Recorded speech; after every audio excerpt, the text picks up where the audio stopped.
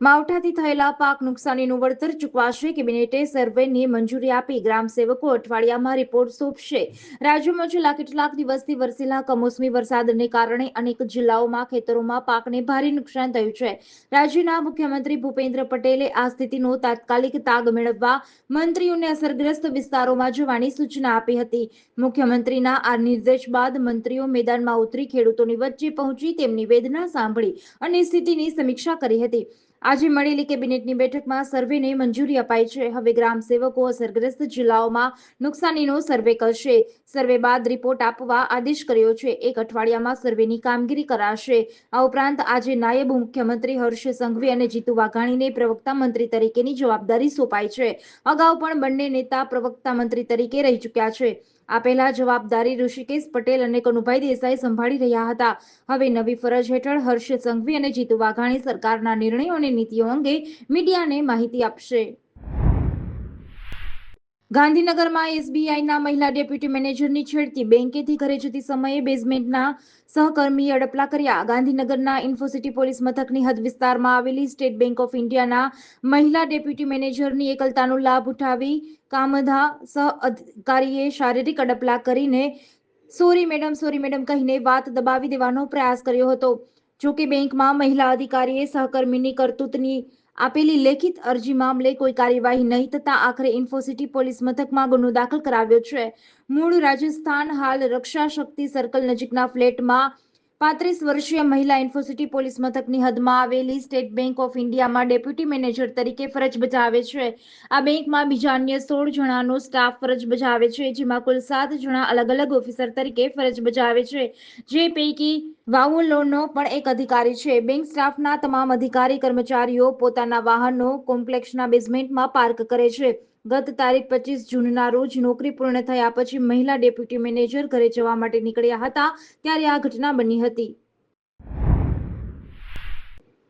Brazil પોલીસનું drug માફિયાઓ સામે operation, 4 પોલીસકર્મી સહિત 64 લોકોના મોત. બ્રાઝિલના રિયો ડી જાનેરોમાં પોલીસે ડ્રગ માલિકો સામે અત્યાર સુધીનું સૌથી મોટું ઓપરેશન શરૂ કર્યું છે. રેડ કમાન્ડ તરીકે ઓળખાતી કુખ્યાત ગેંગ સામેના ઓપરેશનમાં 4 પોલીસકર્મીઓ સહિત ઓછામાં ઓછા 64 લોકો માર્યા ગયા. ઉત્તરીય રિયો ડી જાનેરોના અલેમાઓ અને પેન્હા વિસ્તારમાં આ કાર્યવાહી શરૂ થઈ હતી. લગભગ 2500 પોલીસ અને સુરક્ષા કર્મચારીઓએ આ વિસ્તારને ઘેરી લીધો હતો અને કાર્યવાહી શરૂ કરી હતી. પોલીસ ટીમો આગળ વધતી ગઈ તેમ રેડ કમાન્ડ ગેંગના સભ્યોએ ગોળીબાર શરૂ કરી દીધો. અધિકારીઓના જણાવ્યા મુજબ ગેંગે શેરીઓમાં સળગતા બેરિકેડ ગોઠવ્યા હતા અને પોલીસને અવરોધવા માટે ડ્રોનથી બોમ્બ ફેંક્યા હતા. પોલીસે ભારે હથિયારોથી જવાબ આપ્યો. પોલીસે એક દિવસ ચાલેલા એન્કાઉન્ટરમાં 80થી વધુ લોકોની ધરપકડ કરી હતી. આ કાર્યવાહીથી નજીકમાં રહેતા આશરે 3 લાખ રહેવાસીઓમાં ગભરાટ ફેલાયો હતો. લોકો તેને વોરઝોન તરીકે વર્ણવી રહ્યા છે. મોબાઈલ ફોનના બિઝનેસમાં 50% ભાગ આપવાનું કહી યુપીના વેપારીએ અમદાવાદના વેપારીને ₹9.28 કરોડનો ચૂનો લગાવ્યો. અમદાવાદના મોબાઈલના વેપારીને યુપીના મોબાઈલના વેપારીનો સંપર્ક થયો હતો. બંનેએ 50% ભાગીદારીમાં ધંધો કરવાનું નક્કી કર્યું હતું. રોકાણ અમદાવાદના વેપારીએ શરૂ કર્યું હતું. વેપારીએ ટુકડે ટુકડે માલ લેવા ₹9.29 કરોડ આપ્યા હતા, જેની સામે માત્ર 82,000 ચૂકવવામાં આવ્યા હતા. જ્યારે બાકી ₹9.28 કરોડની પરત ન આપતા ક્રાઇમ બ્રાન્ચના આર્થિક ગુના નિવારણ શાખામાં ફરિયાદ નોંધાવતા પોલીસે તપાસ શરૂ કરી છે. અમદાવાદના સાયન્સ સિટીમાં રહેતા કૈલાસ જિયાની ફોન ટાઉન નામની દુકાન ધરાવી મોબાઈલનો મોટા પાયે વેપાર કરે છે. તેમની દુકાનમાં જુદી જુદી કંપનીઓના મોબાઈલ ઉપલબ્ધ હોય છે અને તેઓ દેશભરમાં ધંધાના કામે જતા રહે છે. કૈલાસ જિયાણીએ EOWમાં ફરિયાદ નોંધાવી છે કે વર્ષ 2022માં તેઓ ધંધાના કામે પુણે ગયા હતા, જ્યાં તેમની મુલાકાત હર્ષિત રસ્તોગી સાથે થઈ હતી. રસ્તોગીએ જણાવ્યું હતું કે ઉત્તર પ્રદેશના રામનગરમાં હર્ષિત એન્ટરપ્રાઇઝ નામની પેઢી ચલાવે છે અને મોબાઈલના મોટા પાયે વેપાર સાથે સંકળાયેલા છે. ઔપચારિક વાતચીત બાદ રસ્તોગીએ ધંધાની ભાગીદારીની ઓફર કરી હતી. રાજકોટમાં પીજીવીસીએલ દ્વારા 906 કનેક્શનની તપાસ, 90 સ્થળેથી ₹29 લાખની વીજ ચોરી ઝડપાઈ. રાજકોટમાં નવા વર્ષના પ્રારંભે પશ્ચિમ ગુજરાત વીજ કંપની લિમિટેડ દ્વારા શહેરના જુદા જુદા વિસ્તારોમાં ઓચિંતી મેગા ડ્રાઈવ હાથ ધરવામાં આવી હતી. છેલ્લા થોડા દિવસથી વીજળીના માંગમાં થયેલા અચાનક વધારાને પગલે 40 જેટલી ટીમો ત્રાટકી હતી અને જુદા જુદા વિસ્તારમાં 906 કનેક્શનની તપાસ કરી હતી, જેમાં વીજ ચોરી કરતી 90 જગ્યાઓ પરથી ₹29 લાખની વીજ ચોરી પકડી પાડી છે. તહેવારોના માહોલમાં પીજીવીસીએલની આ સખત કાર્યવાહીને કારણે વીજ ચોરોને લાખો રૂપિયાનો દંડ ફટકારવામાં આવ્યો છે અને તંત્રએ નવા વર્ષે આવકરૂપી બોણી કરી છે. કુલ 906 કનેક્શનની સઘન તપાસ કરવામાં આવી હતી. આ ચકાસણી દરમિયાન કુલ 90 જગ્યાએથી વીજ ચોરી પકડવામાં આવી હતી. વીજ ચોરી કરનારાઓમાં મોટાભાગના આસામીઓએ વીજ મીટરમાં ટેકનિકલ ચેડા કરીને મીટર બાયપાસ કર્યા હોવાનું જણાયું હતું, જ્યારે કેટલાક તત્વો દ્વારા ડાયરેક્ટ લંગરિયા નાખીને મુખ્ય લાઇનમાંથી વીજળી ખેંચવામાં આવી રહી હતી. ગાંધીનગરના ગિયોડ ગામમાં રોડ બ્લોકના કામોથી જળબંબાકાર. પાણીના નિકાલની યોગ્ય વ્યવસ્થા ન થતા શેરીઓ તળાવમાં ફેરવાઈ.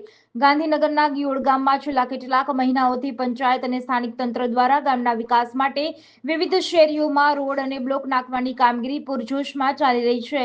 આ કામગીરીથી ગામનો દેખાવ સુધર્યો છે અને ગામ શહેર જેવું દેખાઈ શરૂ થયું છે, પરંતુ વિકાસની હરણફાળ ગ્રામજનો માટે મોટી આફત લઈને આવી છે. રોડ અને બ્લોકનું કામ પૂરું થયા બાદ કે ચાલુ કામગીરી દરમિયાન પણ પાણીના નિકાલની યોગ્ય વ્યવસ્થા ન થવાને કારણે આજે સમગ્ર ગામ જળબંબાકારની સ્થિતિમાં મુકાયું છે. ગ્રામજનોએ વધુમાં જણાવ્યું કે વિકાસના નામે શરૂ થયેલું આ કામ હવે મુશ્કેલીનું કારણ બની ગયું છે. સ્થાનિકોએ પંચાયત અને સંબંધિત ઇજનેરિંગ વિભાગ સમક્ષ તાત્કાલિક ધોરણે યોગ્ય ડ્રેનેજ લાઇન અને નિકાલ વ્યવસ્થા ગોઠવવાની માંગ કરી છે.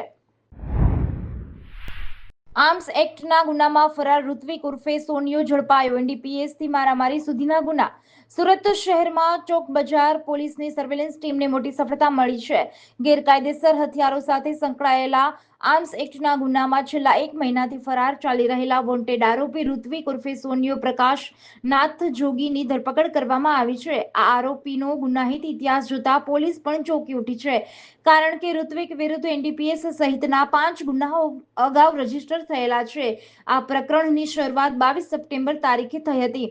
ચોક બજાર પોલીસે ભરીમાતા રોડ, ફૂલવાડી રોડ વિસ્તારમાંથી વિકાસ ભાર્ગવ નામના એક આરોપીને દેશી હાથ બનાવટના તમંચા સાથે પકડ્યો હતો.